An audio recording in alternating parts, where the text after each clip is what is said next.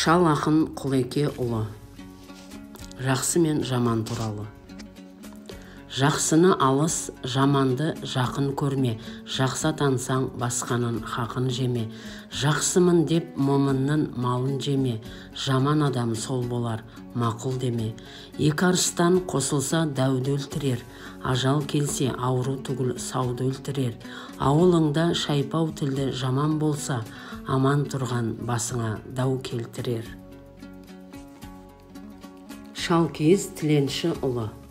Жақсының жақсылығы сол болар. Жақсының жақсылығы сол болар, жаман менен бас қосып, сөйлемекке ар етер. Жаманның жамандығы сол болар, сөйлесе дайым бетін қара етер. Бір жақсыға басын қосып сөз айтсаң, сол жаман сырың сақтамай, әрдайым дұшпаныңа әр ісіңді қор етер. Бұхар жырау Қалқаман ұлы.